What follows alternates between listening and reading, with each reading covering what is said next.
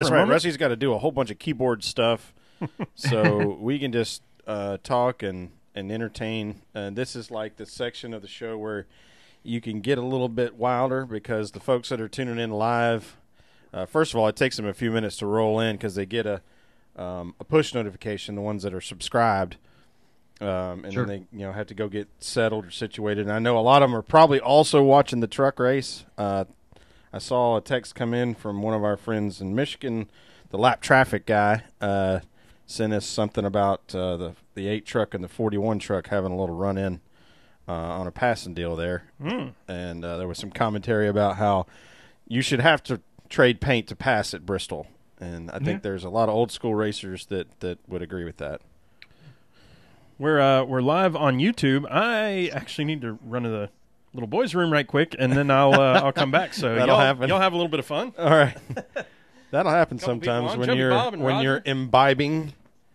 Let's see. I got to get live on the YouTube myself so I can see what people are saying. One of the cool things about YouTube, and I'm sure there are other platforms that are similar to this, is there's a chat wall that's live, and it stays live even after it's not live anymore. If you get my drift there, like it actually plays the chat wall in the same timing as the video. So if you watch it offline, even though you can't obviously send messages to people, you will see, you can listen or watch the show and watch the comments come in. So that's kind of cool. Oh, It's nice. it's Gives you live different. feedback. Yeah, we switched to YouTube. We used to do Periscope, right? We had this little stand. We'd put our phone over here, and it'd be like sideways, and everybody could really see how fat I am. And it worked okay for a while, but Periscope really started crapping out. So we switched on over to YouTube, and really had never looked back. Hadn't looked back. Almost 100 episodes since we've been on YouTube. Yeah. Patrick Drawn, watching the truck race along with this, you're the best, and I can't believe Jordan agreed to come on here. Maybe he didn't realize that the truck race was at the same time, and now he's totally regretting it. I have the truck race here. I have the truck race right on in front of me, so we're all good. Awesome. Well, we would appreciate no spoilers. We have it recording on the DVR, so Fair enough. anything spectacular that happens, we would appreciate. Yeah, we're going to watch it after this. Yeah. I mean, we know we're probably going to get some spoilers. That's just kind of the way this thing works. Actually, just saying that means I know the posse is going to be Oh, yeah, giving they're us gonna be all up in it. lap-by-lap updates on the Twitter stream. Right? Or fake updates, Fake updates. Right. Actually, that would be more fun. Nerds know how to multitask. I love Roger Diamond. He's awesome. Hell yeah. Dustin, this is my second ever live show. Awesome. Good to have you, Dustin. Thanks for coming. At Dustin2488. Oh, Brett Morris is on. He's in turn 4. Turn 4, kick ass. And he's Awesome. following along. So he's got enough internet that he can watch YouTube, our show, while he's at the truck race. All right? Take notes, everybody at Bristol. Oh, man. Brandon Harvick about to win stage 1. Y'all are awesome. All right. I love it. Are we doing this? Yeah, let's do it. Jordan, are you ready? I'm ready. So I don't know if Sherwin told you. Did you give him the lowdown on what happens right here? Oh, no, I didn't. Okay. So the next probably almost a minute, we're going to go silent for you. Well, you may hear us, but Rusty's got we got an intro song from Sydney Lett. She's awesome. It's a NASCAR song that she wrote and sang. And then Rusty's got a Patreon read where he reads all the people that are committed at a certain level. And then we hoot and holler, and then we'll bring you on for introduction, and then we'll do the what you drinking. Yeah. Okay. And it may sound like the sound is going in and out. I've had that feedback from guests before. They'll be like, "Oh man, the sound's going in and out. I'm not sure what's going on," and it's just wait it out. It'll be fine. So you'll know when we bring you on. Right. You read my mind a little bit. And one last thing, we usually give this warning. This isn't like a kid's show in terms of, we don't try to keep it the cleanest as possible, but we do make an effort not to use Words that have the letter U in them. as the Sherwin ones has that said have before. U's and K's. We No, you don't have to. I usually won't swear at all. I don't swear at all. We on usually these stay things, so away don't from worry. those. Yeah. I'll slip in a GD or a bull spit every now and again when I'm not thinking right. But we try to keep it to where you could play it in front of your kids and not be too embarrassed that that's what you listen to. PG-13 rules. You can get away with like one, right? Yeah. I think the only person that said the F word on our show is Brett Griffin. So. And it was that hilarious. Doesn't surprise me at all. That was hilarious. And I he would pronounced put money every on being the one guy who actually broke that rule.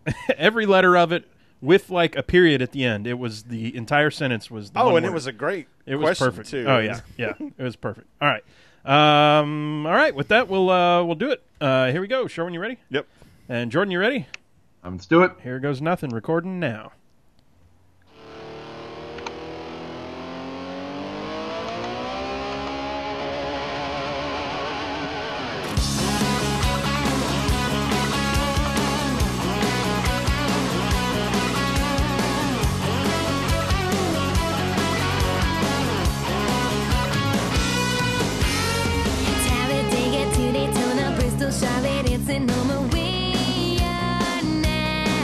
Welcome, y'all!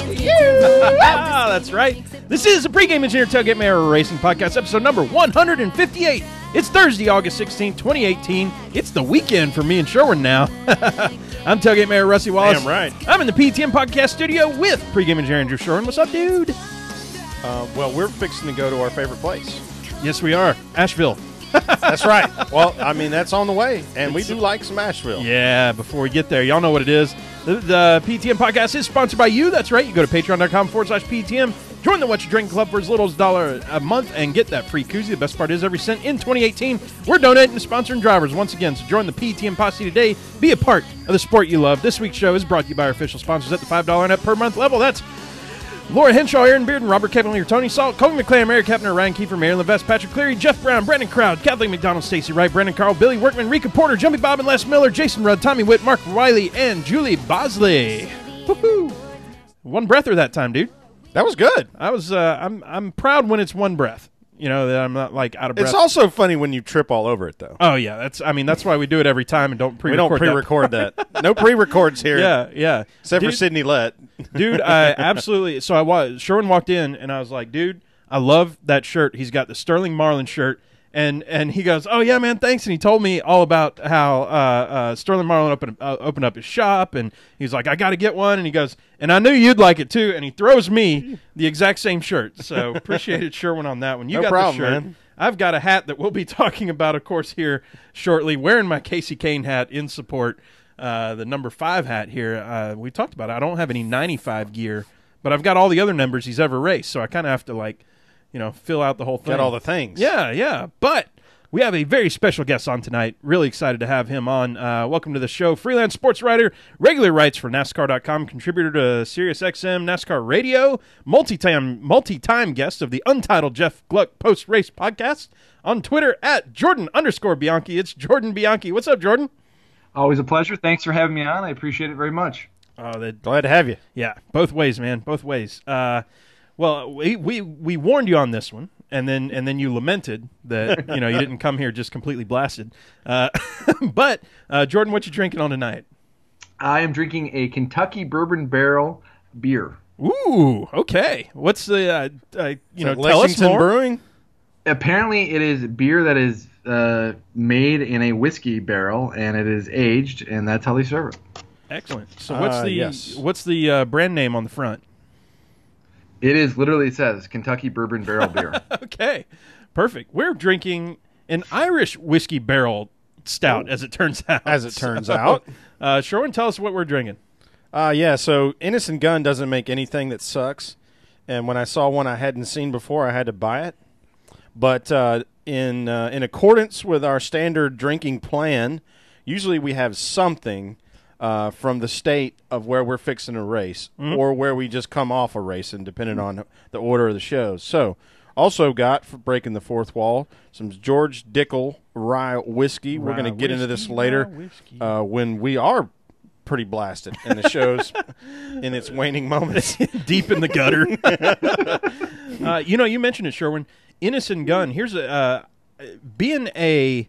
Oh, did I show this? I always forget that Brandon over at Lap Traffic always gives us a good shout out. So I'm wearing my beer is wearing the Lap Traffic koozie. You said it already that Innocent Gun does not make a beer that I haven't liked, and it's really they do a great job on everything they do, and I thought, being from over in England or whatever, like their brewery was like 1,000 years old or something. It says established 2003. I didn't realize that. I just read that Yeah, right here on the crazy? side of the box.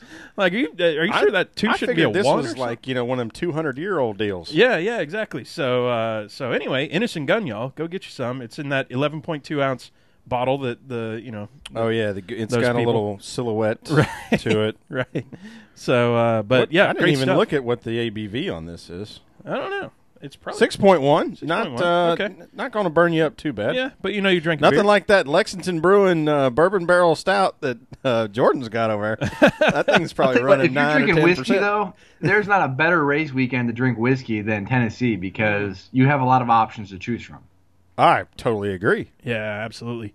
So, Jordan, for the folks at home who haven't met you quite yet, let's start with you on this. We got so much to talk about today, including my hat, including all kinds of stuff. But let's start with you. How you got into NASCAR? What you're working on nowadays? What's going on? Great. Let's see. I used to be with SB Nation for a long time. I was hired by Jeff Gluck, who you guys know well, and I was there from 2012 until April of this year, and covered NASCAR for other outlets, both in print and radio form before joining SB Nation. And since I left SB Nation, I've done a bunch of freelance stuff, primarily lately with NASCAR.com. And I feel like I have a pretty good grasp of the history of the sport. And I always like to tell people I don't think there's anyone who can. There's a lot of people who know as much about the history of the sport as I do. I feel there's very few people that can actually exceed what I know about the history of the sport. Been a longtime fan. I enjoy it a lot. I love all forms of motorsports. NASCAR is something that I have a passion for, and I like it. I like what this represents. I like what it's about, and I enjoy covering it. And I'm lucky enough to kind of luck into my career, so to speak. That's awesome. Well, I don't. You said that you've been a fan for a long time. So tell us about your favorite drivers coming through as you were coming up to be a fan, and then getting into the sport. Well, I think if I had to pick a fair driver, and it's hard because I just liked going to races. I'm actually a short track guy. I grew up watching the old ASA Midwest, the old ASA series that raced throughout the Midwest. And the first race I ever went to was won by Dick Trickle. Oh, and hell yeah. race, Rest his Track soul. king. Have a drink. Yes, sir. Cheers. And because I saw him win, I was always a guy who, was in the unfortunate thing was that part of his career was already well past his prime. But I rooted for him and I always liked him and wanted him to do well. And so if I had to pick a favorite driver, it'd probably be that. But honestly, there have been so many throughout my my childhood and going forward that I liked or I even disliked at a time, and then I end up liking later or vice versa. So I really don't have one to choose from. It just kind of ebbs and flows, what's going on. Who was your favorite? How about like your first interview where you were starry-eyed, like, oh my God, I'm talking to this guy? Oh my goodness. I interviewed Dale Earnhardt Jr. back in 2002, and that was on the radio. And I was just really kind of getting my first big break on things, and that was really. I mean, Dale Earnhardt Jr. then was huge. I mean, he's always been huge, and he continues to be, a first name basis with a lot of, people know who he is, but just by saying his name, his first name. But back then, it seemed like, NASCAR was at the apex, it seemed, and Earnhardt seemed at the zenith. And I remember talking to him on the radio, and it was a recorded interview, thankfully, so I could go back and kind of edit it, and so I didn't seem like a complete idiot. But I remember listening to the questions I asked him, and it was terrible. I mean, I was tongue-tied. I couldn't ask good questions, and it was brutal. And there's another interview I did with Kevin Harvick a few years later, and I supposedly was more settled in my career at that point. But this was during Kevin's hit a stretch with Richard Childress Racing where he wasn't winning races, and being the idiot that I am, I asked him straight up on live radio, why aren't you winning races anymore? And there was just this awkward, dead silence. And in retrospect, I completely understand, what was happening, and I felt bad for putting him in that spot. And I give Kevin a lot of credit is he didn't bite my head off, and he actually gave some remark of basically, hey, we're trying to win, it just hasn't worked out. But it was a really bad question, and it was not the right way to ask that. I mean, there's a lot of ways you can ask a driver, hey, what's going on? It's been a while since you won a race, but to flat out ask them, why aren't you winning races? That was not good. It was the Between Two Ferns with Jordan Bianchi here. So yeah, why don't you win on the joke? Awkward. I was just awkward. I want to know for sure, now that you said that, how many guests of Galifianakis like really didn't know that he was effing with them? I sure hope they knew. I hope they all knew, but you got somebody in there didn't know. You would think they like really walked out of there just pissed off. So I can see Galifianakis doing that. So Kevin, why don't you win? I love it. That is a Galifianakis between the ferns question. You know what? If you've got a recording of that, since this is the week after he won, putting that up might be kind of fun as you're. Maybe that goes into your Darlington throwback here. You know what I mean? That tape has been long deleted, and there's probably a reason I'm not in radio anymore. It's because I ask questions like that. Well, if you want to know two other people who really suck at interviewing, you're talking to him right now. Yeah. Rusty's actually not bad. He's being self-deprecating. I suck. Well, I meant you. That's well. I mean, you're tied to me, right? I'm the one that brings the rain, but you're stuck with the hashtag blame PETM. No kidding. So, I got to give a shout out here. I was laughing away from the mic a moment ago. So we not warned, but we told Jordan before the show in the pre-show. The folks on YouTube heard it. That we try to keep the show.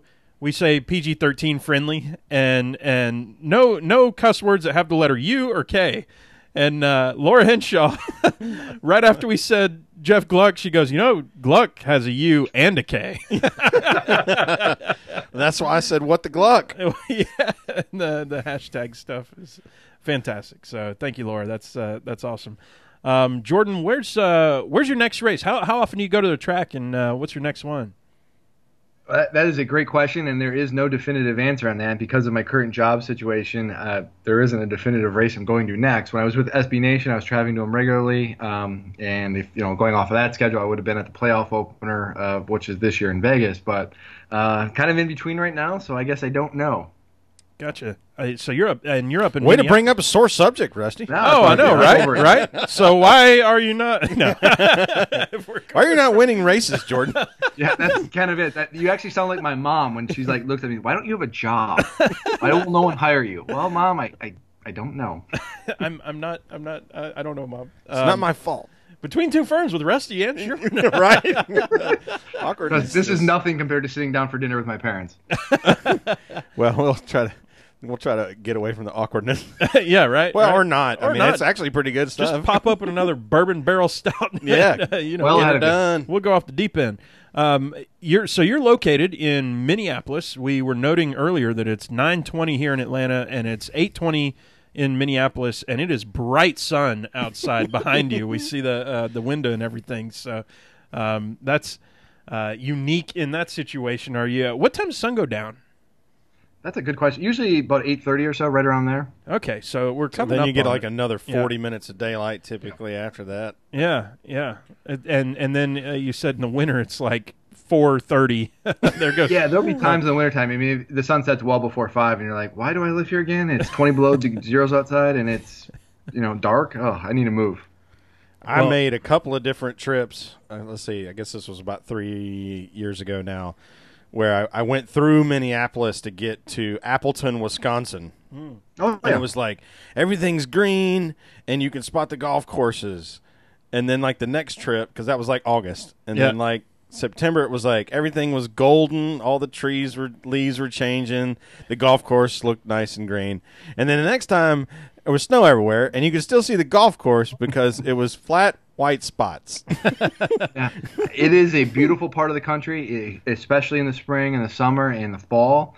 But I tell people, I've lived here my whole life, I would never come here again in the wintertime. It is miserable. Yeah. Sherwin lived in western Michigan, and I lived in eastern Wisconsin for about the same amount of time. I was there for 2.5 years. I think you were there for a year. Just short of 2 years. Yeah. So one winter, one whole winter. Yeah, for me. We moved in the winter. Here's the crazy thing: we moved from Atlanta, and I only knew Atlanta, Georgia, my whole life. We were on the front page of the local newspaper in Atlanta when me and my dad were sledding down a hill during like the big snowstorm of 1.5 inches of snow.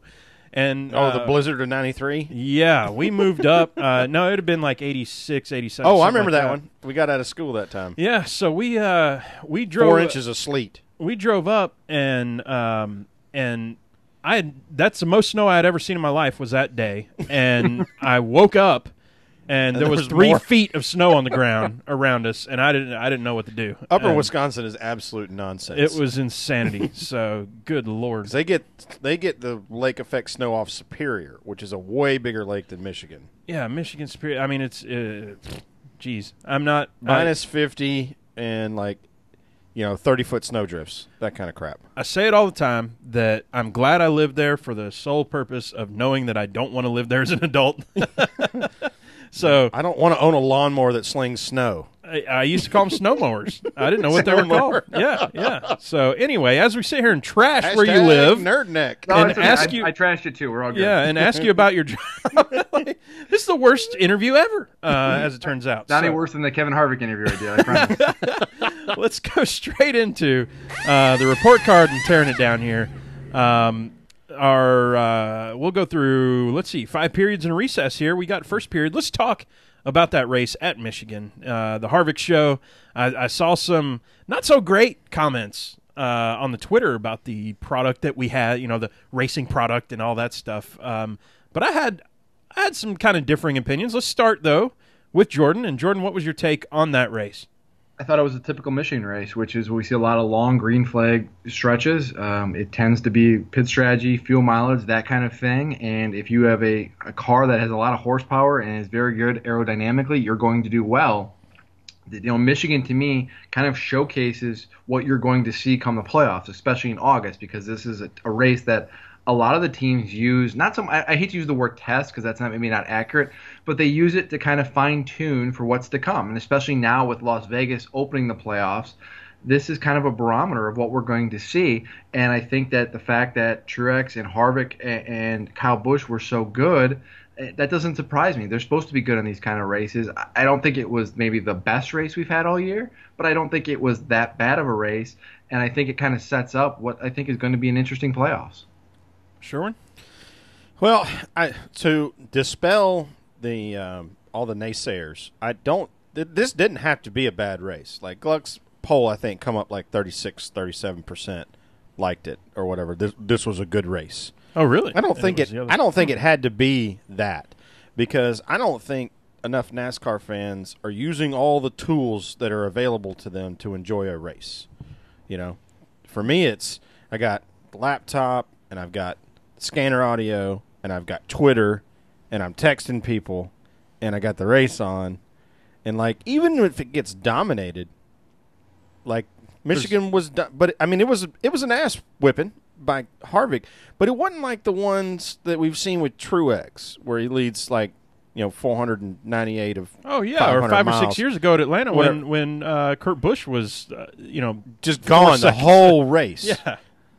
Yeah, and then did that reverse Kolwicki, he did the Kolwicki lap, but actually in reverse. Yeah, reverse gear, which was interesting. It was reverse squared. Yeah, it was kind of cool actually. Yeah, but I thought it was fine. I think I agree with Jordan that they're still trying to, these guys are trying to fine tune what their aero package is going to be. We're going to run 4 now, I guess, mile and a halves in the playoffs. Almost said chase in the playoffs. So they're still fine-tuning on things, especially guys to your point, Harvick, you either go out and win all the stages. And I think everybody shows up wanting to win this race, but if you're Harvick and Kyle and Truex, you're also showing up going, we need to learn something too. Mm-hmm. So Sherwin asked me, hey, you want to do a Tailgate Mayor takeover on the Twitter handle? And I go, sure. And I look up, and it's Harvick, and it's Truex, and it's Kyle Busch in 1, 2, 3, or some permutation of that. And I was like, "Oh, perfect time to do that." I've got nothing to talk about. I did not plan that. No, it was funny. No, we had some good fun with it, but I still enjoyed watching that race quite a bit. First off, it was really fast between the obvious fast lap times that they're throwing down. And going 210, 212 miles an hour which is insane.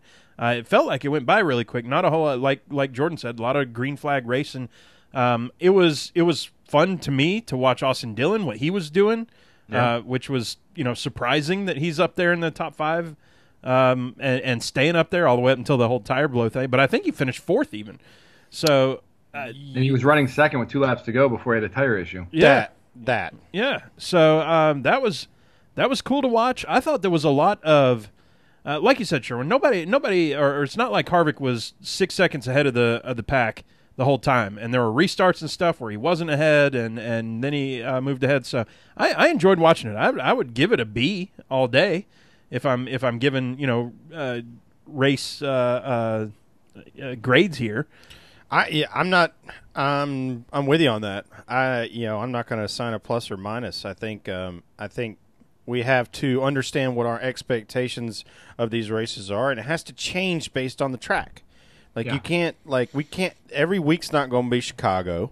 Every week's not going to be Watkins Glen.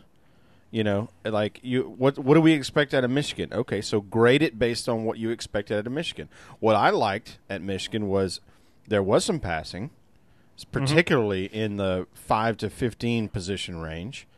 We saw people spin out on their own, which means they're pushing their car to the absolute limits. I don't love that people spit out on their own, but I always love that is a thing. Yeah, and we had drivers that are getting talk about, running into each other. Byron ran into Truex. Truex ran into somebody else. Who knows? I mean, it doesn't matter who's at fault there. It doesn't matter to me. But it does make for exciting racing. We had a weird anomaly thing happened where the 99 car pooped out a battery, and it blew Ty Dillon's car up, knocked the oil cooler out of it or whatever it did. So I mean, if you have realistic expectations, that race should be a B. Yeah. I think you make a really good point about expectations and kind of having to manage them on a week-to-week basis. If you go to Watkins Glen, my expectations are a certain standard. If you go to Bristol, like we are at this weekend, they're at a certain standard. You go to Michigan, that's a whole different realm to me. I'm not expecting to see a lot of beating and banging and just craziness, because that's not what Michigan typically is. Michigan is typically a race where the best kind of shine, because that's how that track is set up, and that's what you have to kind of expect going into that. Mm-hmm. Yeah, perfect. Moving on to second period, which I don't know if I want to move on to this, Sherwin, but just today, Casey Kane announcing his retirement, if you will, from a full-time Cup ride start next year. Rumors were swirling all week, and you've been keeping me up to date, Sherwin. You're like, hey, it looks like Casey might be in the 6 car. There's rumors about this or that, or blah blah. I mean, all this stuff bubbling up, and then suddenly announcing his retirement. Let's start with Jordan. What your reactions are? Was this surprising? And maybe what's next? You think for Casey? This wasn't surprising. I mean, if you've been following Casey's career for the last few years, he hasn't had the success on the racetrack that he had at one point. While he hasn't really outright said it, I think it's pretty obvious that I guess he just said it today in his statement, was his passion really hasn't been there. It's kind of waned a little bit, and he's ready to try different things.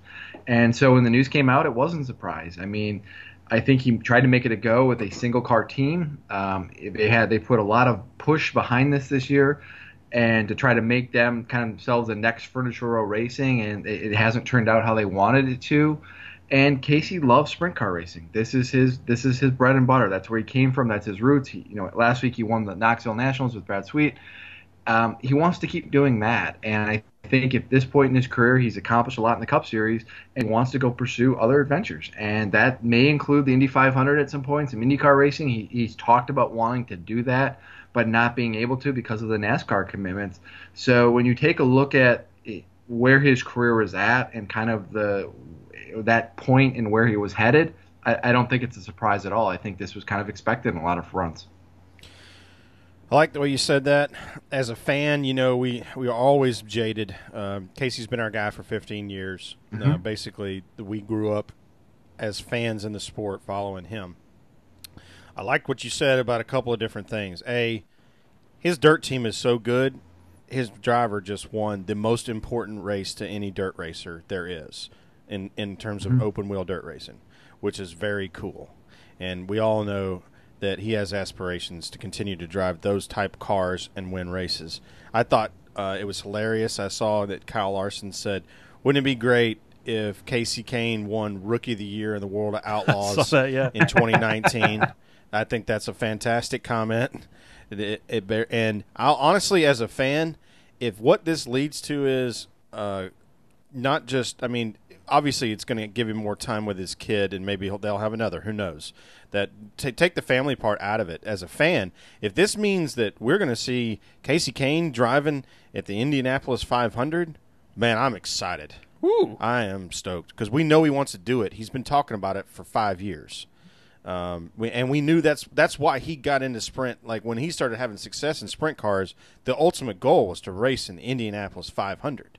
So I promise you, I'll be standing. I might be at that race if he races at the Indianapolis 500. There's some goosebumps. Yeah, exactly. So I think I'm happy for him. I'm sad for me. I think I would say I'm personally lucky. I never want to drag Rusty with me just because we've been fans of the same driver for so long. I'm not going to assume that we will always be a fan of the same driver.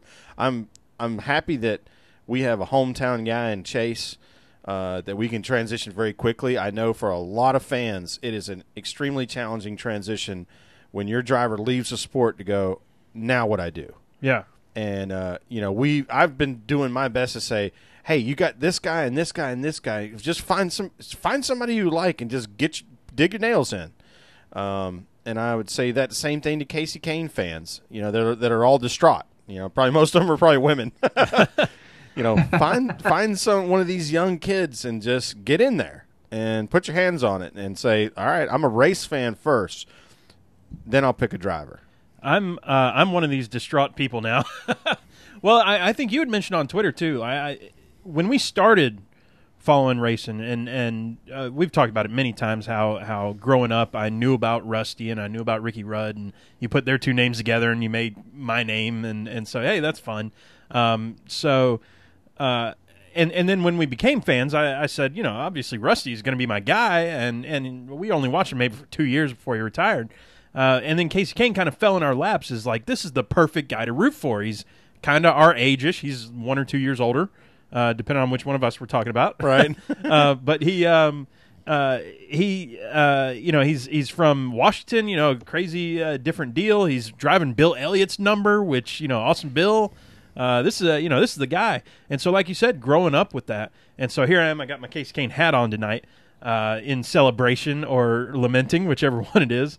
And it's tough. It's tough to think about, okay, well, what happened? Who am I rooting for next year? Because if you remember, I shouldn't say if you remember. Of course you remember.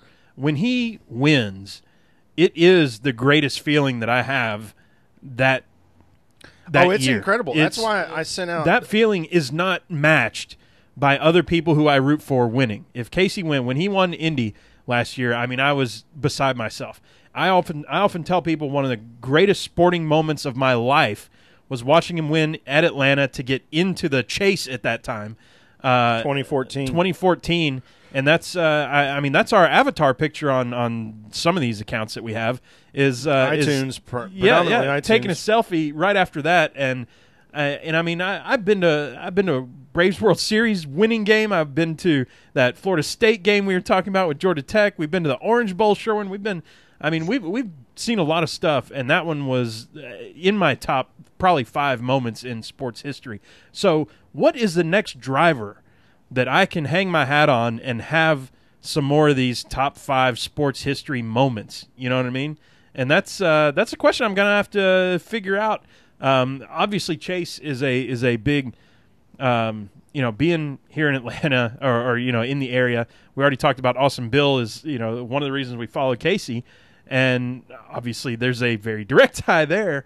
But also trying not to be bandwagony on that one. And I've said before, I've been following Bubba for a long time, and so I really want to be a big fan there. I think I can hang my hat on Blaney too. But we're also talking about people younger than us now too, right?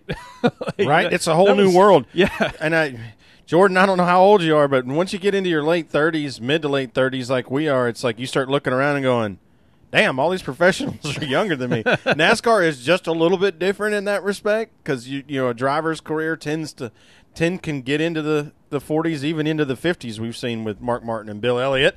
62 is going to race at hell yeah, Elkhart Lake next weekend. But I know what you mean, and you know what? I actually want to retract a tweet I sent today because I said, you know what? I'm committed on Chase. I started following him when he was 10. Which is stalkery as hell. But, I watched his whole career up to now, and I'm committed. Georgia boy, I'm gonna flip the couch when Chase wins, and I'm in on Blaney. I flipped the couch last year when Blaney won, but I forgot about Bubba. And this is one of the conversations I've had on Twitter with people is one of the great things about us starting this podcast was we started to sort of back away from that whole only thing I care about is Casey Kane. It's like, well, we care about this sport as a whole. And now it is so much easier I would love to show up at the racetrack with my Wood Brothers hat on from Blaney last year. Yeah. I bought like when he took the white flag at Pocono yeah. and still wasn't necessarily going to beat Harvick back to the line. I'm like clicking and buying and wear a Bubba shirt, you know?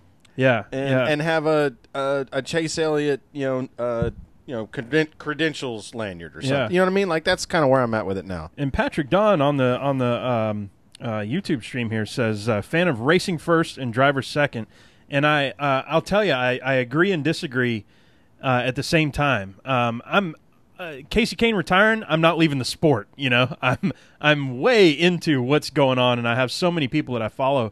And so much that I love about the sport and about racing in general. That's why we go to these races where we don't even know any of the drivers, and we just have fun watching racing. The local stuff. The dirt track back in May. That was awesome. Yeah, and all that stuff. But there is no better feeling than your guy winning. I would agree with that. Oh my gosh! I mean, you know that because the way you react to it. You saw me. I literally for the last I want to call it 12 laps. Maybe it was even more than that, 20 laps. When Casey was leading at Atlanta in 2014, I only watched turn 3 because I knew that if Casey got to the bottom in turn 3 and the car behind him wasn't in the window that I could see, he was good. He was in good shape. Of course, we had that crazy-ass restart, or actually 2 restarts, and the reason why he actually won. But it's all in. Like to your point, I would say, and we got to let Jordan talk here eventually. We're just boring him to death. But like the greatest wins that we've seen on the football side of things, especially with college football, they are maybe second fiddle to seeing your driver win in person, which we got to do twice. It'll probably. Hopefully it'll happen again. We'll pick drivers that are capable of winning. We'll get to see them win. We go to a lot of racetracks, so we give ourselves opportunities. But it is one of the coolest feelings. It's hard to describe. It is. Jordan, do you get that sort of feeling ever? Is there ever you don't have to name names, being part of the media. We are obviously unabashed on rooting for folks, but. Do you share that feeling ever, or have you in the past of that winning driver? Yeah, it's a little bit different for me. It's the old writer cliche. I root for stories. So when Earnhardt, won the 2014 Daytona 500, I was ecstatic because that was a great story. Because he snapped a long losing streak. He just won NASCAR's biggest race, and it kind of set up what was what we eventually saw was a big season. So when those kind of things happen, I get excited. And another Earnhardt thing is when he won it in Talladega in 2015. I was kind of working on a big story about Earnhardt's legacy at Talladega even before that he won that race, and then when he won it, it kind of put a bow on it. So it's a different kind of feeling, but it's definitely more. It's definitely a connection where something happens and you're saying, okay, I am invested in this. This is what's happening. I care about the outcome. I love that it's the story. That's really cool, and it's that dopamine drip right there, And so I got to chase it. I'm chasing the dragon, man. I got to pick my next driver so that I have that feeling again, watching him cross the finish line. So. With that, Sherwin, let's go to third period. And the hits keep coming. Elliott Sadler this time, also pretty much today or yesterday, I believe, announcing retirement. Let's reflect on what that means, and same questions. What's your reactions? Surprising? What's next? All that stuff. Jordan, let's lead you off.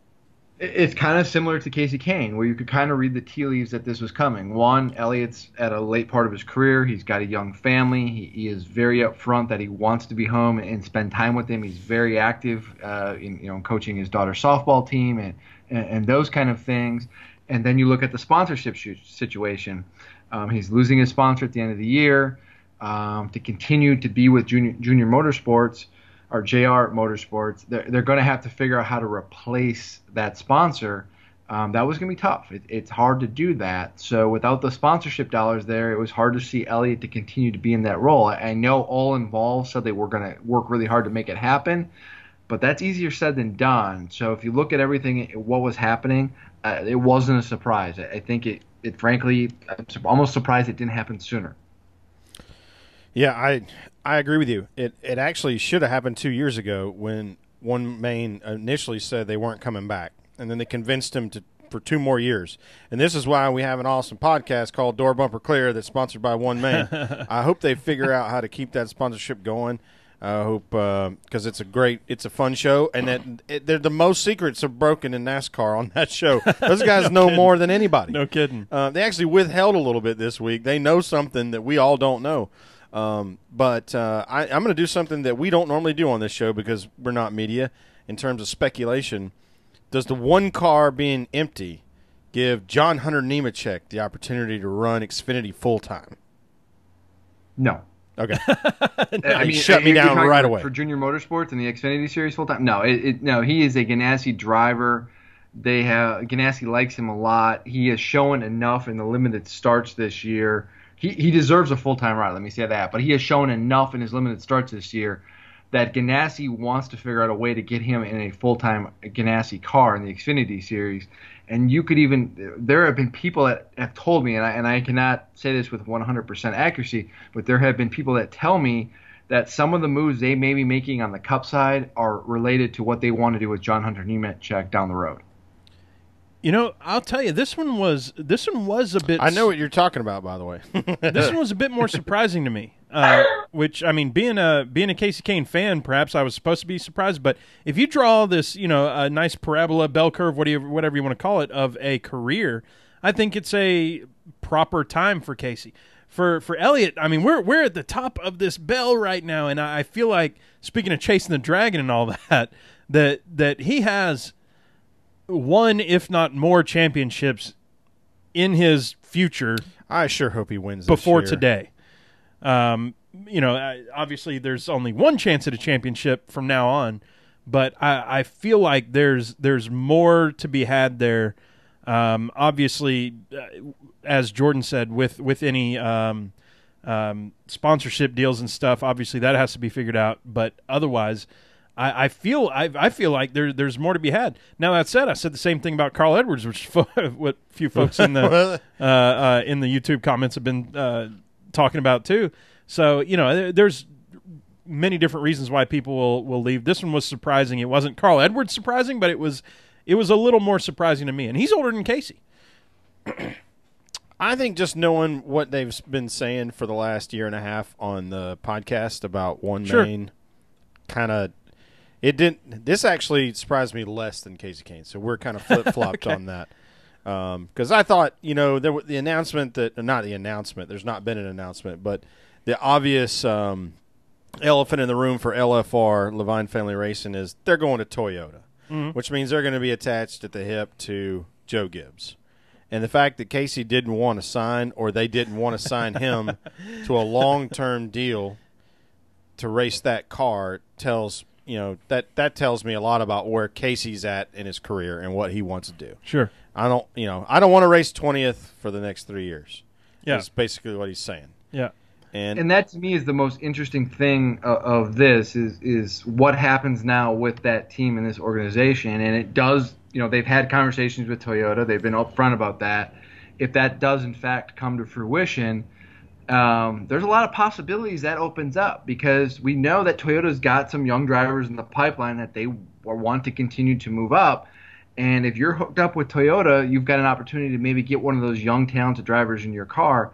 It's going to be interesting to see how these dominoes all fall because I think this is going to be a really crazy, silly season. And I know other people have said this as well, and it seems like the last few years we've had a lot of movement on the driver front.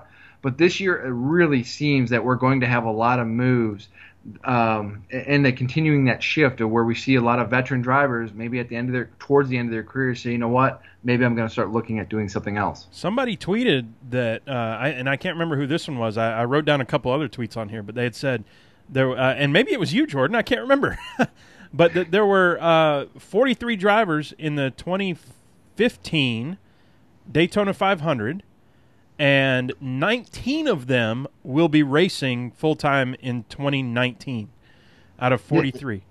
It wasn't me who tweeted that, but it wouldn't surprise me at all because if you look at the movement we've had the last few years, every major team has had some kind of a big change, and some have even multiple. So, yeah, we've seen this shifting a little bit, and because guys are retiring and some are deciding to do other things, and new guys are coming in, it has just created this really kind of this generational change of basically kind of passing of the torch from one generation to the next. Mm-hmm. So speaking of the old guys, let's go on to fourth period. This one was a tweet by Jeff Gluck, which I found interesting.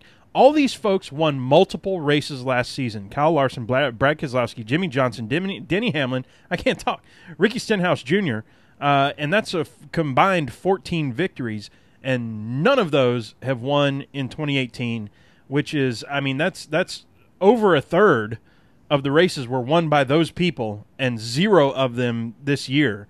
So my question on this one, I mean, that one's one of those facts that can't be a fact, right? Right. But who, if any of them, will win this year? Let's start with Jordan. Do you foresee any of those, Larson, Keselowski, Jimmy, Denny, Stenhouse, taking home a trophy this year? Who do you think would be first or, I don't know, most likely? I think most likely is probably Denny Hamlin and Kyle Larson, just because they have at times looked really good this year. Denny Hamlin, with Joe Gibbs Racing and Toyota, obviously we know what Kyle Busch has done this year. Denny Hamlin has a team that has had moments this year where they look really good. They just haven't been able to put together a full race. They seem like they're kind of coming out of their hibernation a little bit and getting ready for the playoffs. I do think they're going to get a win. There's a lot of really good Denny Hamlin tracks coming up. You would ask me a couple weeks ago about Kyle Larson, I would have said he was going to win a race this year. I'm not as confident as I once was. They seem to be kind of going through this little bit of a slump. They seem to be passed by the Hendrick Motorsports Group in terms of the top Chevy teams and how they're performing. You look at Michigan, and we talked about how it kind of sets up what teams are going to do in the playoffs and who's going to do what. Michigan is supposed to be Kyle Larson's bread and butter. It's where he's won three or four races before, and he struggled there. Yeah, they had an issue on pit road and everything, and they had an unscheduled pit stop, but that's still supposed to be a good track for him, and he wasn't really competitive. That's worrisome to me. So if I had to pick a guy, it'd be Denny Hamlin. You can never count on Jimmy Johnson, and I hate to say this, but he's won 7 championships. He's won a lot of races for a reason. I'm still not ready to say that Jimmy Johnson's not going to win a race this year, and especially with Hendrick getting better. Dover and Martinsville are upcoming. Those are two bread and butter Jimmy Johnson tracks. So those are the two guys I circle. That Stenhouse hasn't won, to me, is not surprising because you got to look at where that organization is at. Roush Fenway Racing is going through a lot of things right now. They're still trying to figure out how they can get out of this slump that's been going on for a couple of years, and they just don't seem like they're ready to turn that corner. So I like giving credit where credit is due. The folks on YouTube have told me it was Frank Villatt, PETM alum Frank Villatt, who tweeted that out. 2 times, got a master's degree. Yeah. So, going for his PhD next time. Who tweeted out about the 19 cars or 19 drivers out of the 43 that started in 2015. So, just an aside right there. Sherwin, who do you have winning or most likely to win? I think it's a 2-part question. And Jordan, answer this one for me. Do you believe that Denny Hamlin or Kyle Larson will win this year? Hamlin, yes. Larson, I'm going to say yes, just because Homestead he's so good at. Okay. And he's been good there before when he's had so cars. I think Larson gets it done. He's a superb talent, and you can look at what he's done to Chip Ganassi Racing. He elevates average cars to really good cars. He's got that kind of talent. Sherwin. You know what Jimmy Johnson has never done? What's that? Not won a race. Not won a race in a season. Oh, man. So we're in the longest slump of his career, dating back to 2002. I cannot believe that they will not find a way to win, even if it's only at Dover or Martinsville, where he is absolutely the king right now. Yeah. Boy, and I'll tell you what, it's hard to imagine a season where Brad Keselowski doesn't win right now. And I'm not saying he's strong. I'm not saying he's in the, even in the people being post-race interviewed every week right now. It's just he's such a big name and obviously champion and all that. But it is weird, these names that come up. I'm going to go ahead, and I'm taking the field, Sherwin. I'm saying none of these drivers win this year, and that's a big if. But we've got so many other people that I can't, other than what we've already mentioned, Dover, for example, for Jimmy, and Jordan mentioned, Miami for or Homestead for Larson. But those are one-time shots for these guys. If somebody else wins that, where's their other shot for me? And so I'm going to take the field bet on this one and say none of these drivers win this year, and that's going to be a weird pill to swallow. I think Indy being in a much cooler month in September, I think is going to introduce opportunities, whether it's for these opportunities guys abound for sure, or for some weird stuff to go on. I mean, obviously, weird stuff had to happen for Casey to win at Indy last year. But I wonder if a cooler track, cooler air temperatures is going to change the way that track races. So speaking of Brickyard, fifth period, Dale Jr. is going to be driving the pace car. How cool is that? Jordan, do you did you have reaction to that, or was this like a, I don't know, publicity stunt in your mind, or was it like, oh, that's kind of neat? I think it's neat. I think it's a good thing. You look at, Chevrolet has got strong ties to Indianapolis Motor Speedway. I think it's a natural fit. I mean, Earnhardt's coming back to Indianapolis for the first time, not as a driver, and I think it works. It wasn't surprising. It makes sense, and it really kind of sets the tone of what's going to happen next May for the Indy 500, because NBC, Earnhardt, the network that Earnhardt works for, is broadcasting that race for the first time, and I think you're going to see a lot of Dale Earnhardt Jr. in that race. Sherwin? I think it's great. I mean, I think the way NBC is mixed up, the way they want to cover a race almost every week, to me, is really cool. Because they had to be really careful with how they saturated the audience with Dale Jr. Because Dale Jr. is what he is. He is an absolute, he's, as Marty Smith says all the time, he's redneck Jesus. Redneck Jesus, yep. And that's got nothing to do with religion, y'all. That's got to do with celebrity status. And I think it's cool. I mean, I hope they do a lot of, when he's riding around in there, I hope they're talking to him on the radio.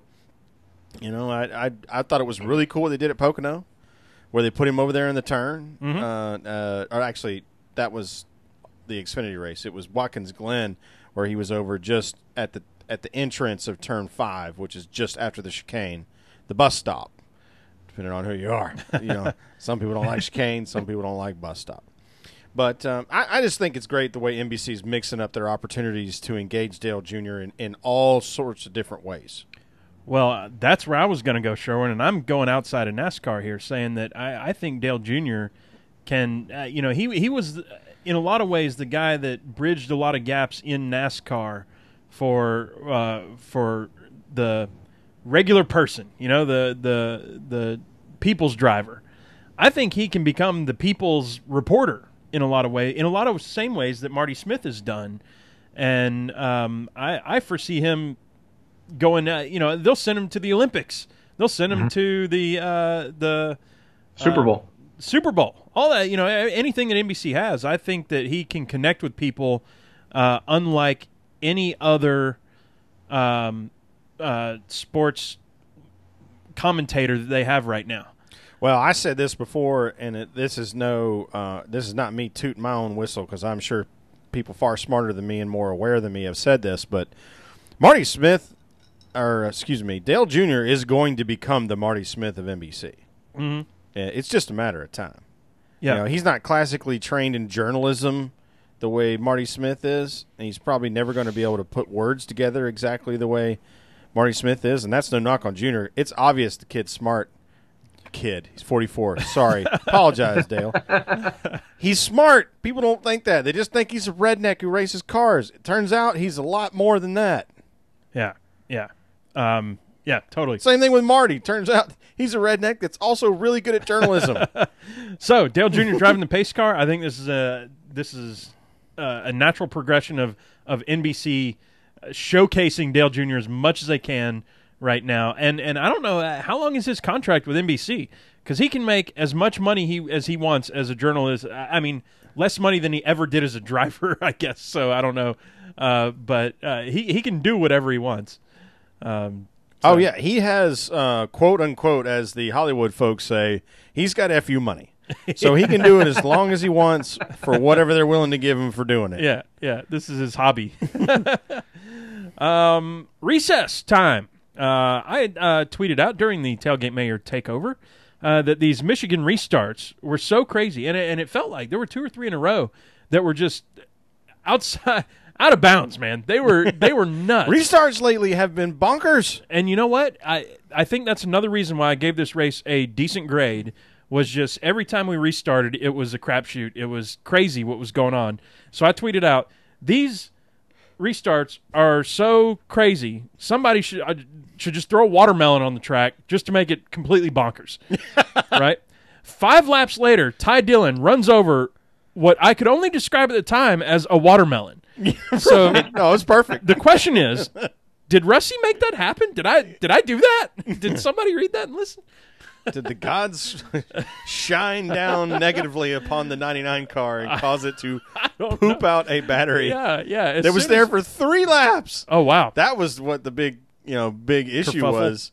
Yeah. Is that, like, all right, y'all used to throw a caution for a cigarette butt out here. How did y'all miss a battery for 3 laps? I mean, their batteries are small. They're like smaller than this 4-pack of beer. It's not like a battery that's in your passenger car or the huge ones that are in your diesel truck. But it's still not small. And it weighs everything. And it probably weighs 8 pounds or so. Yeah. It's like hitting lead. Right. Well, it is literally. That's what he thought. Lead. Ty thought he ran over a chunk of lead. Which is funny because they still call it lead, but it's actually tungsten now. But anyway, okay. It's a huge fine if you lose tungsten out of your car, by the way. Huh. Yeah. How about that? So with that, let's gas it up. We are literally going to Bristol. Super excited. Bristol, baby. Oh, yeah. Super excited about this one. That's a Dale Jr. term. Did you know that? I did not know that. Yeah, that was all him. That's his thing? No kidding. I'm surprised he started that. I'm surprised it took that long to come up with that. Right. You know? It seems like somebody would have. You know what? Jordan, what are you looking forward to at Bristol? What's the storylines that you're following? To me, this is kind of the last, so-called wild card track that it opened, because it's not an aerodynamic track. It's a short track. It opens up a little bit to guys who don't typically run well on a weekly basis. They have good runs here, and let's see what can happen. This is the last shot for some of these guys to maybe get a win to get into the playoff. And I'll give you the name you mentioned earlier was Ricky Stenhouse Jr. This is a great track for him. He's finished second in this race twice. You look at Roush Fenway and where they're at, it's going to be hard thinking that they have a shot to win at Indianapolis or Richmond or Darlington, but Ricky runs really good here. So if Ricky's going to get in the playoff again and break through, this is his opportunity. And it's those kind of stories that I would look for to happen.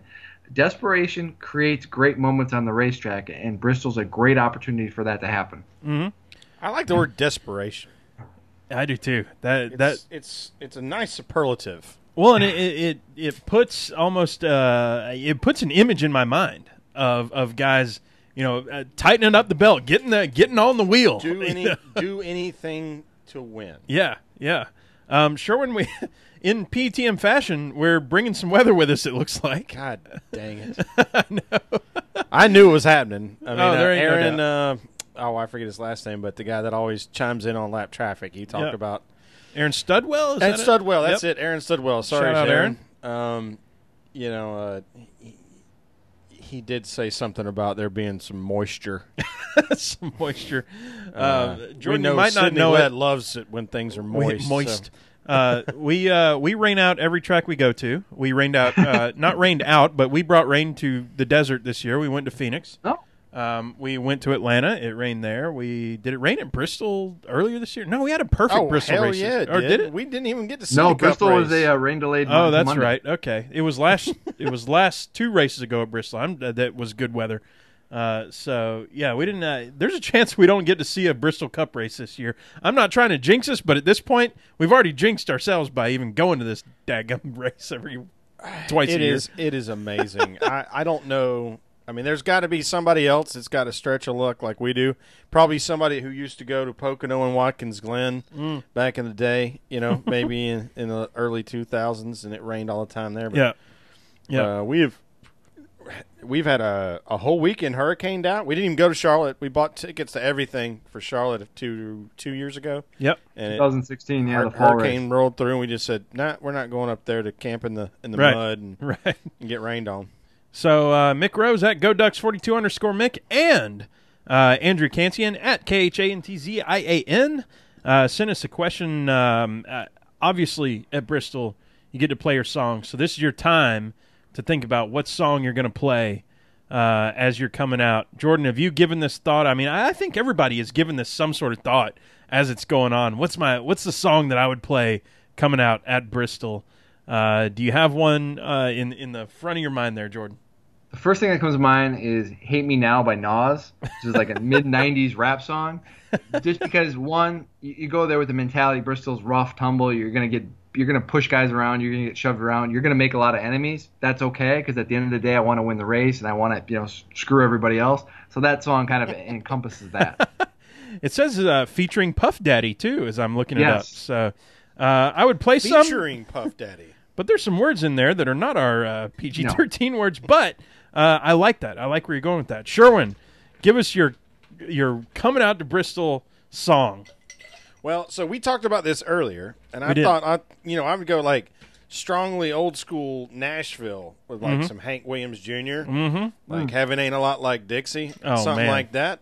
But that's a crowd pleaser, by the way. Then something popped in my head. As soon as I'm telling you, let's pause there for a second. As soon as people know that bass drum beat. Well, it's one Heaven of the few ain't songs, a lot like Dixie. It's one of the few songs where the gosh. beat and the words start together. Yeah, it's a song that has no beat before the words. But people know. But I had a thought that would when get a reaction. Went downstairs to get a drink and get all set up for the podcast here. I thought, you know what? I'm going Kansas. Carry on my wayward son. That's good. That's good.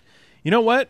You know me. I'm a music nerd. I love different types of music. I love so this song is painful for me to even do. I was actually asked for one video when they were it was spotlighting or every person in the video had a different song, and I chose "I Am the Greatest" by Kenny Rogers. By Kenny Rogers, because I thought it was funny. Oh, that song is so good. I am the greatest.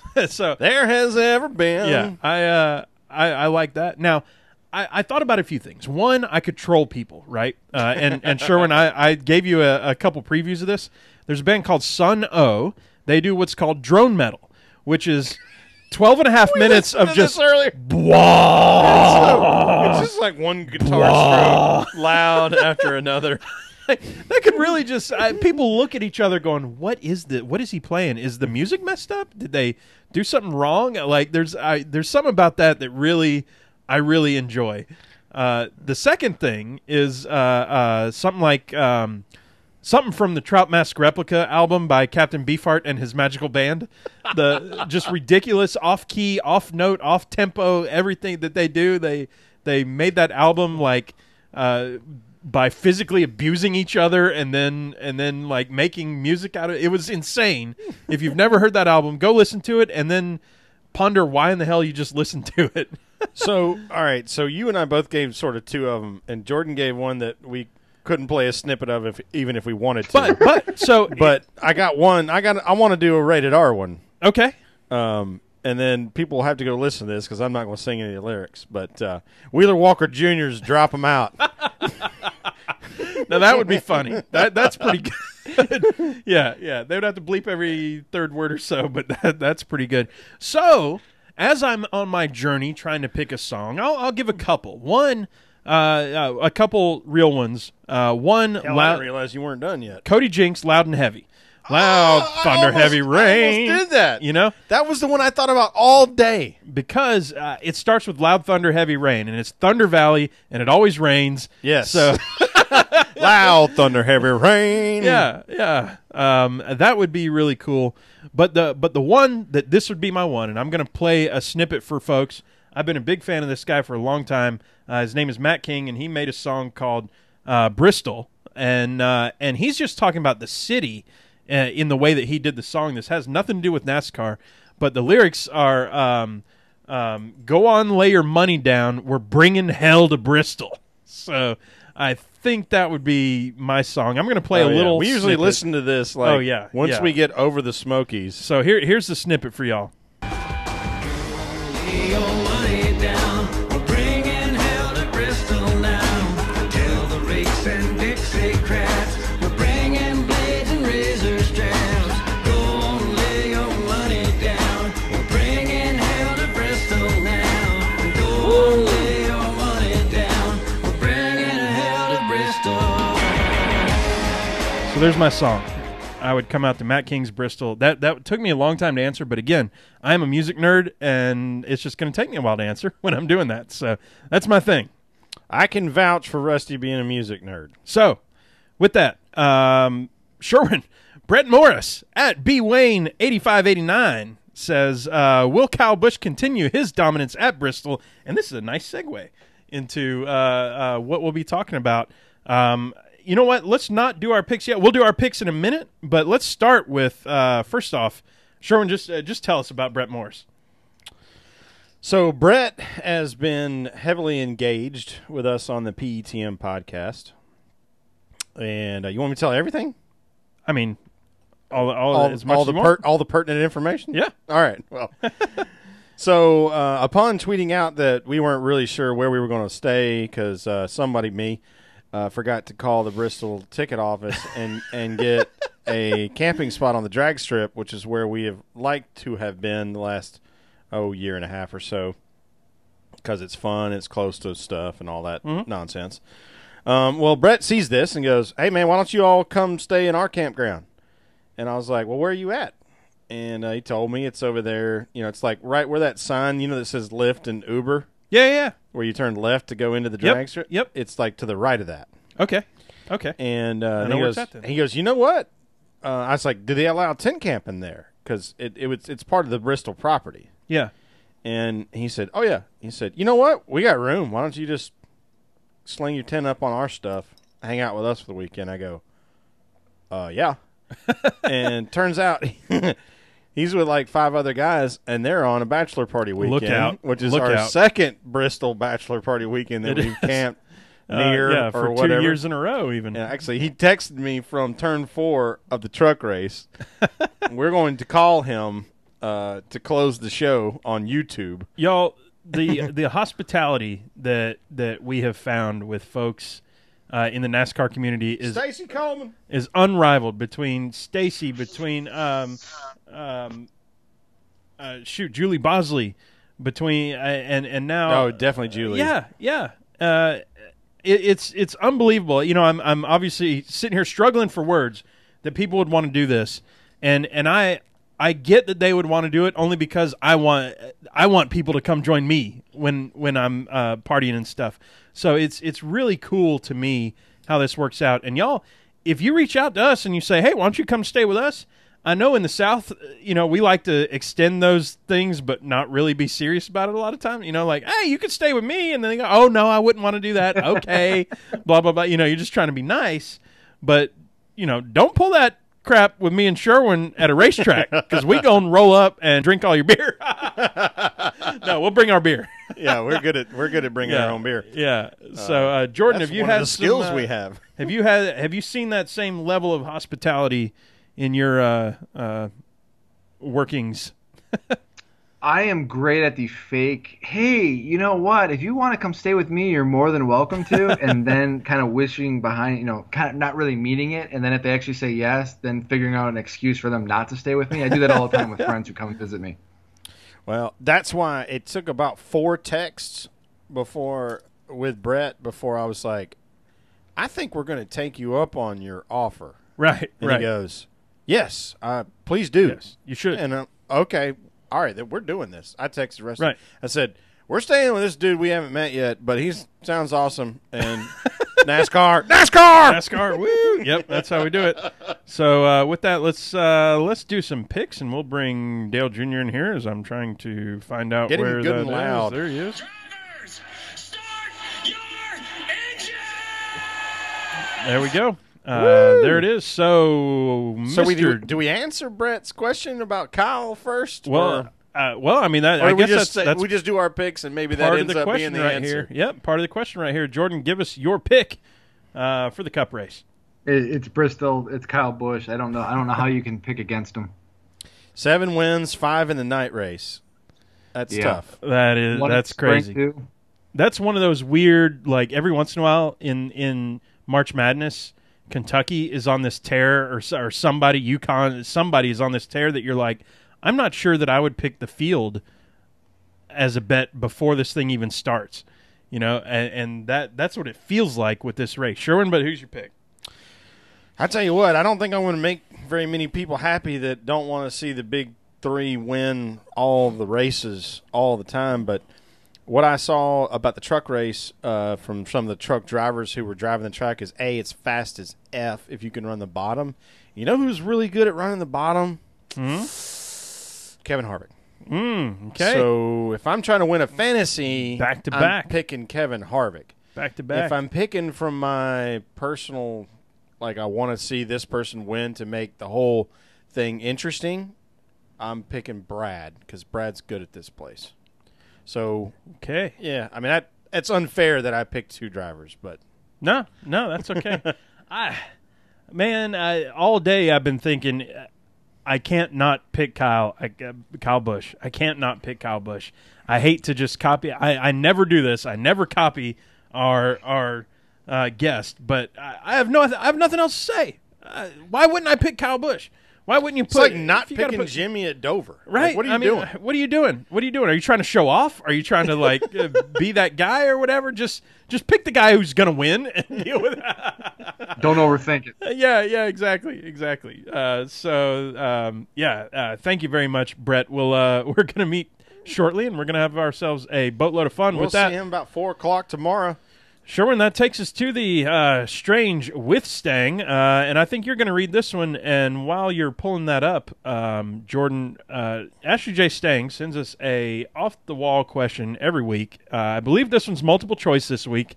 You just kind of have to. The first time we've had multiple choice, right? You can either act shocked about it or just go with the flow and try to like one up her. And that's the way I usually try to go with this. And there's a mystery 5th option that I will be willing to read censored should you not like the first 4 options. Okay, go for it. All right. So, if you're going on a Tinder date, I guess this is like a first Tinder date. Okay. And for the audience that don't know what Tinder is the app where like a hookup app. Technically, it's more of the hookup-y type app. So first dates can get a little exciting at times. So, if you're going on a Tinder date, what's the likely reason you wouldn't go on a second date with that person? Okay. And this is multiple choice. You're going to have So A, it's B, like C, or D. You got to give the most likely. What, like of for these you, four what's of your possibilities. personality of these Yep. 4 things Yep. that are listed? Uh-huh. Yeah. What would be the deal breaker for you? Okay. All right. So A, their teeth are enormous. Their teeth are Okay, so that's A. enormous. And enormous is all caps. Oh, wow. Every single So letter capitalized. It's that big. Enormous. Enormous. Okay. All right. Enormous teeth. All right. So I'm self-conscious right now, by the way. I'm like, how enormous are my my teeth? field goal gaff is like burning a hole in the back of my head. B is they think islands are just floating rocks. Ooh. Okay, so that's Wait, what are islands? We're attacking intelligence there, or some sort of belief hood. Okay. All right. So C is they ordered a salad. Oh. Oh, is that the So dude? that's not or the, being real, right? is that the dude or the chick? Well, I mean, it's in the eye of the beholder. Okay. We're all Gotcha. dudes here, so. So it's the Well, chick I mean, ordered the you salad. could be going on a date with a dude. That's fine. However okay. you do it's how well, you that's do it. Grindr, not Tinder. It's That cool, is Grindr. Good point. I mean, fine by me. I'm just saying. Well, let's not get too deep. We're down going that accuracy rabbit hole, here. but accuracy is good. And option D, and don't just shout out what your answer is when I finish option D, because we can slide option E in there, but it's a little risque.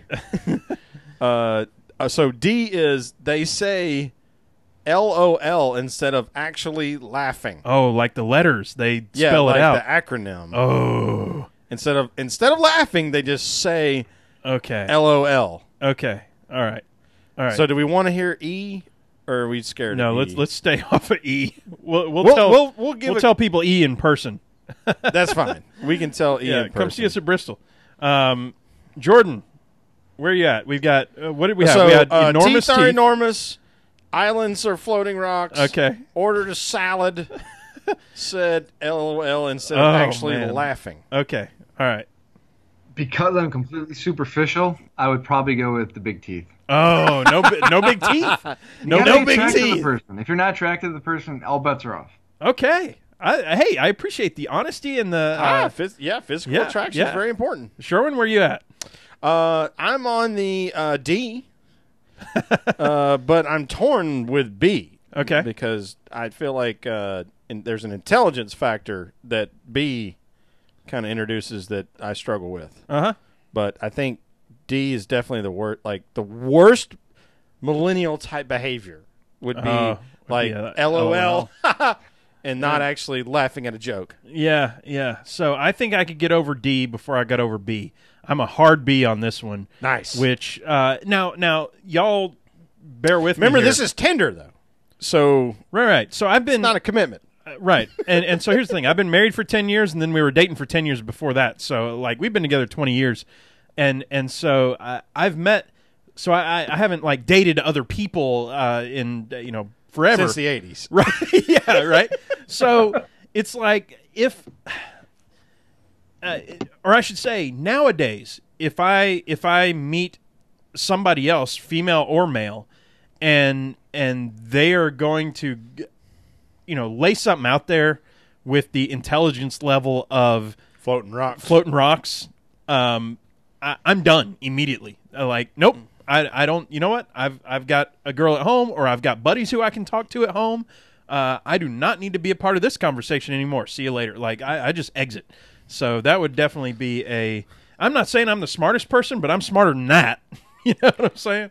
Well, I'm with you there. I knew that it would be better for the show if you and I didn't pick the same letter. Sure. I mean, D is a close second. Like that's I mean, you start LOLing on me, I'm like, all right, listen. I mean, the thing you need is, to not what do actually that. left off is, what if that salad's got half a damn ribeye sliced up on it? I don't know. LOL, man. LOL. LOL.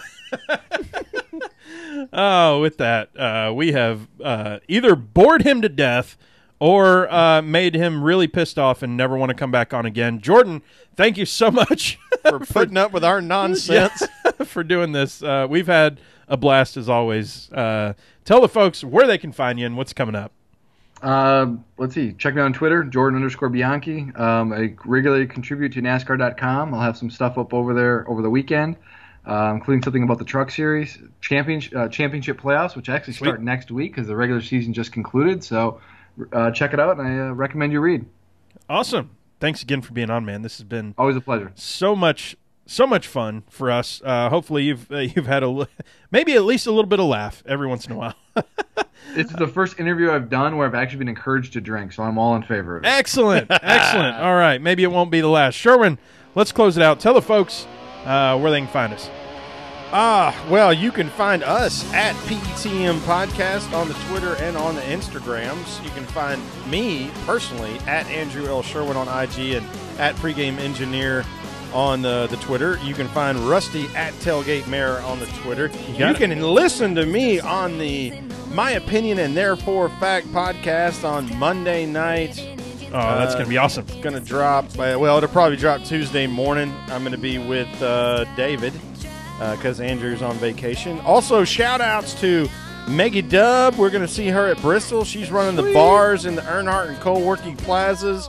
We're also going to run into Mandy of Atlanta Motor Speedway that got us all hooked up with the Thursday Thunder stuff. Chris from the social media department. Chris and Julie from the Bosley, obviously. Yeah, I mean, like, it's going to be – we're going to really sink our teeth in. Big reunion. Assuming we escape this bachelor party that's going to happen in the campground across from the dragway. Woo! See y'all there. We are NASCAR. We are NASCAR.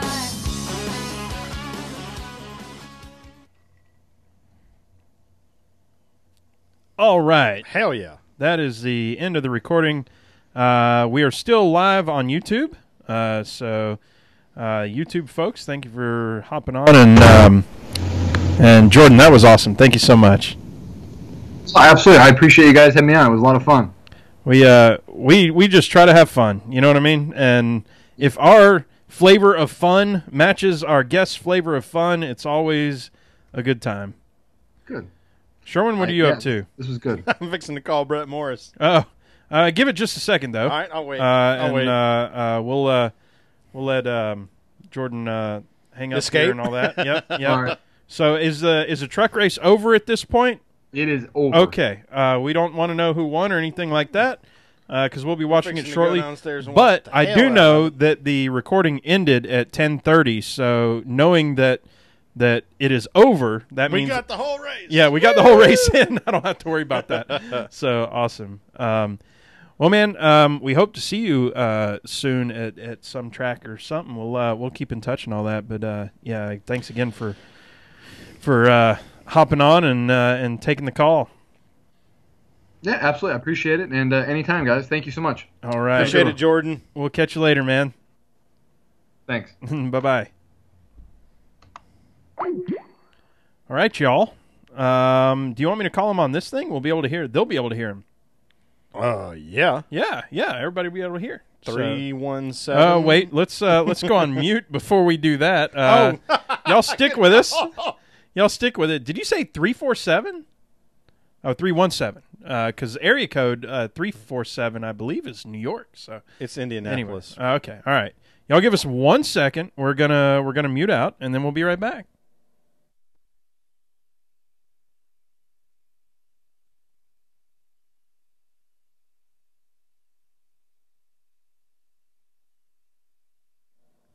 All right. Hopefully, we didn't broadcast the that phone number His to phone number. everybody.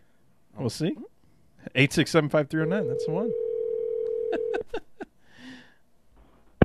Hello. What's up? Brett. What up, dude? Hey, don't tell us who won, but you're on the show. You're on the YouTube right now. Awesome. We're standing in line for the buses to go back to the campground right now. I won't tell you who won or nothing like that. Awesome. But it was definitely a good race at the end. Oh, Awesome. excellent. We're Excellent. fixing to go downstairs and watch it as soon as we shut this off, but I wanted to honor my word that I would call you. I thought it would be fun to have you on since we know we're going to see you tomorrow, and you've been your hospitality has already been extended, and we talked about it on our show tonight, so we appreciate it, and we can't wait to get down there, man. Or up there, I should say. I can't wait for you guys to get down here. It's going to be a blast, man. We got the campsite rolling, grilling, just having a good time down here in Bristol, Excellent. and can't wait for you guys to get down here. Excellent. What's the bachelor's name, by the way? It's me. I'm it's the you. bachelor. Oh, shoot. hell, I didn't know that. I didn't know that part. Oh, man. All right. It's for real now. It's on. It's Yeah, on. so like I I guess- get here last night, and we're having a good time, and everybody wakes up this morning, they're like, "Hey, we got a surprise for you in the back of this car." I'm like, "Oh, great! What is it?" I pop it open. It's you, the blow up doll. he sent me a It's picture awesome. of the blow dog. Oh, that's She's awesome. got like this full body fishnet thing on. It's awesome. Oh yeah, we got her strung up from the canopy tent right now. It's awesome. Excellent. Excellent.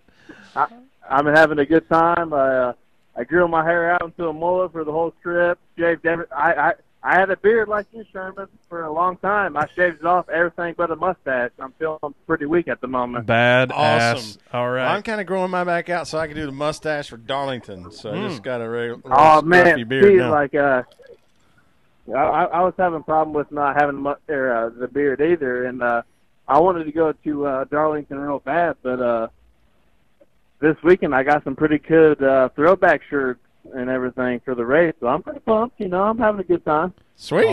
Awesome. We'll have another beer for us, and we will see you at around You might 4 motivate p.m. us to get on the road even earlier than we were gonna. Yeah, it's going to be We're awesome. already packed up, so if we get up at 9:30, we're going to be rolling by 10 to 10 Shoot, probably. I'm going to be up by like 7, so. So just wake the hell. Just saying. You know how bad I am. Just wake me up, man. I'll get up. Yep. All right, we're doing it. We'll be it sounds like we're gonna have lunch in Asheville about 11 o'clock, which means we will be seeing you around 2:30 or 3 o'clock. That's awesome. We went to the Food City here earlier this morning and got a bunch of chicken wings and ribs and all kinds of My shit. man. We've been just cooking up everything ever since, man.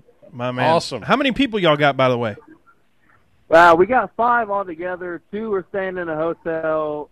3 of us are staying at the campsite. So you guys are more welcome to set pretty much a tent Oh, yeah. up wherever. We got an awesome spot. I mean, we're in the shade. I mean, right next to the showers and the restrooms and everything. I know the area well. Perfect. It's pretty good, man. We got some people from Wisconsin next to us that are pretty cool. I mean, we've been Awesome. having a good time ever since we got here. We like the whiskeys. Oh, yeah. Oh yeah, hell yeah, I'm on that. All right, brother. Have you another beer, and we'll see you in like 16, 18 hours. Yeah, 16. Yep. Right on. I'll see you guys then. All right, y'all be good or be bad. I don't care. Yep. See you, buddy. See ya. All right, there it is, y'all. I didn't know he was the Bachelor, dude. I didn't either. Holy crap! All right, well, it's gonna be one of those. I'm digging it. It doesn't matter. Doesn't matter if it is or not. So thank y'all. We might have to hit the party store before we go. yeah, we're gonna do something. If you can't be good at it. I'm digging it. We might have to get the fireworks store hooked for up sure. For Gluck's sake, for Gluck's sake, we're gonna shut this thing down. Yeah. Hey, if y'all are going to Bristol, come see us. Come talk to us. Text us. Twitter. We'll find whatever. you. You can find us. Yeah. Had a blast, y'all.